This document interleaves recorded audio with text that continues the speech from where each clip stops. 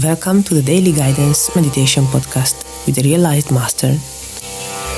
These meditation talks were recorded during intensive spiritual retreats with Sadhguru Sirio Ji. Therefore, they might contain some specific teachings and wisdom for life to be taken into consideration. Each recording begins with a mantra to bring you into a favorable condition for the inner journey. This initial mantra is followed by a brief talk in which the process of meditation is explained to you. After the talk, keep meditating at least for 15 minutes, and if you like it, continue increasing the time by and by as you proceed. So now you are left with nothing else to do but close your eyes, relax, listen, and let meditation happen.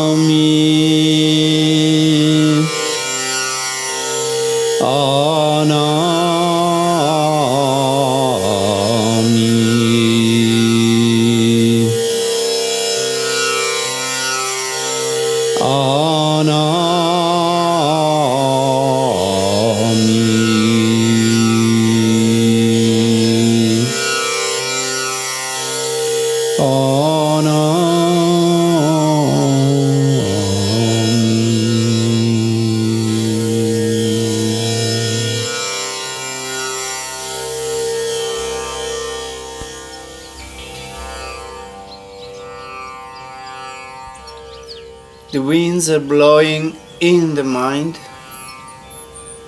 You're heading to the past or the future, never resting in the living present.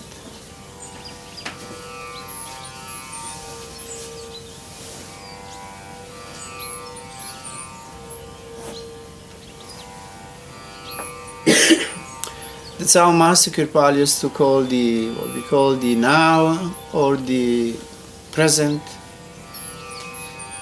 the living present. Because the living present is the only living thing in time. Past is dead, and future is a ghost. So the only living thing is the present.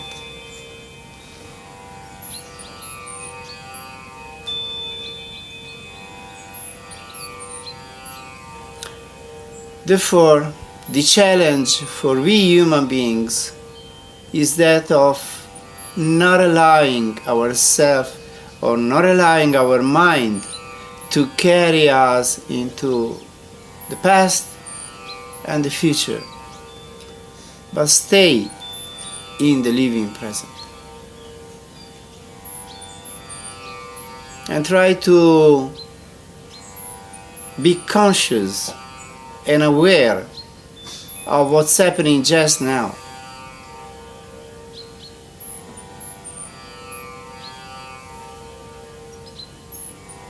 That's the malediction that we all human beings are undergoing.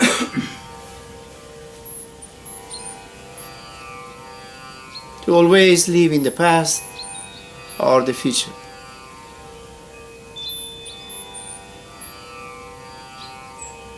Because that's the mind, where the mind wants to go, in memories and fantasies.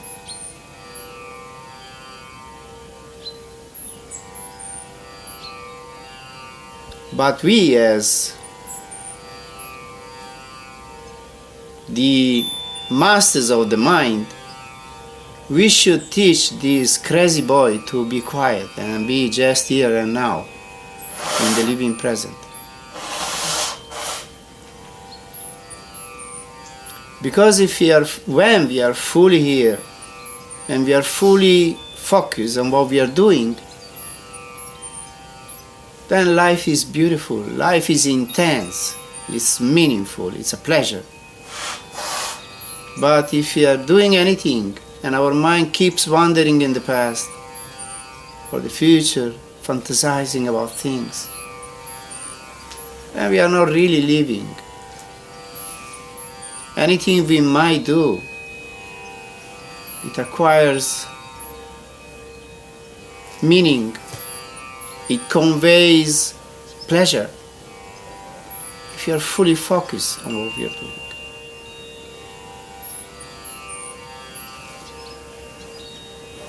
So that's the art of living, really.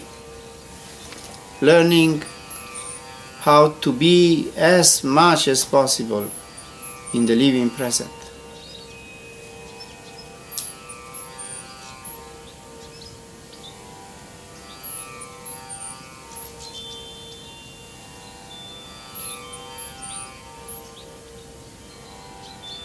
So for this we need to control this mind, keep a stop to this wandering. And the way is to be well focused on what we are doing. That's why Master Kirpal always said, do one thing wholly and solely.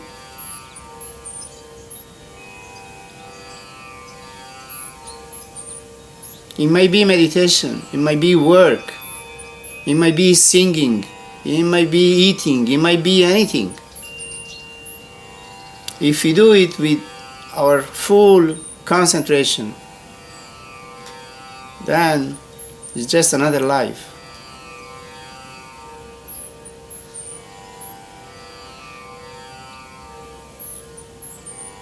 And the other beautiful thing that Master Kirpal used to say is, work is worship.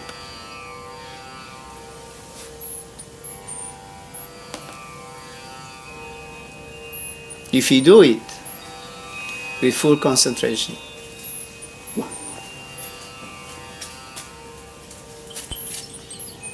So that's the training that we have to do. That's the practice that we have to keep doing.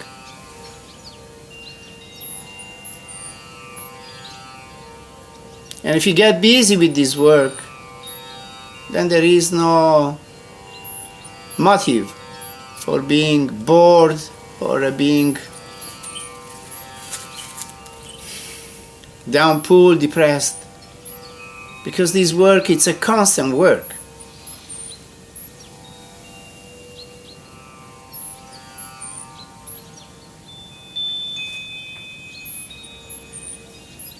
As busy ourselves doing the Simran,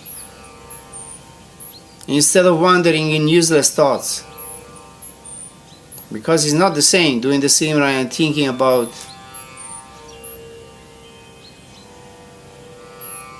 useless things. Simran, it's a charge, something that charges up the whole being and enlightens the mind.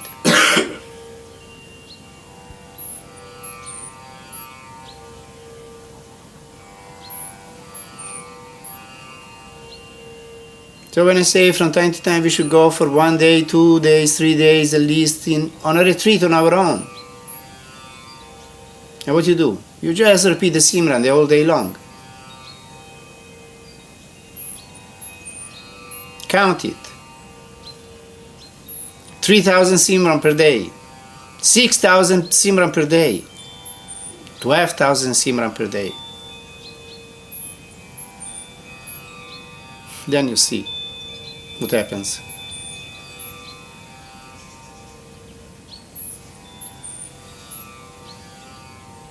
Then your mind is burned out, fused completely.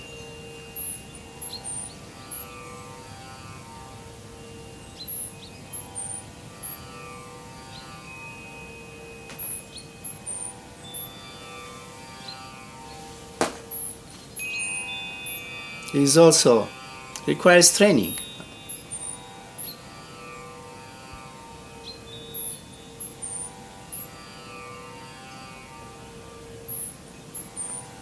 Bodybuilders build up their muscles.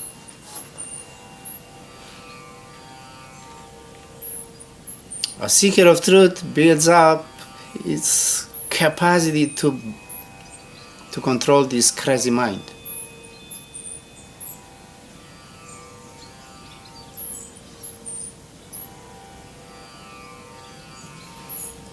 Therefore, on a retreat, don't be fooling around and talking about useless things. Get busy, repeat the Simran. That's why we go on a retreat, not to talk about foolish things. We do it every day. You don't need to do it here. Here we do something else. Mantra repetition. Singing of bhajans, trying to pierce the dark veil and find the light. That's what we have to do on a retreat.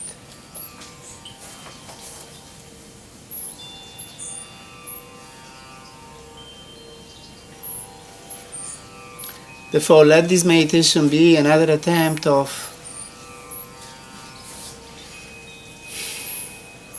stilling the mind, focusing the attention, trying to pierce through the dark veil and find the light.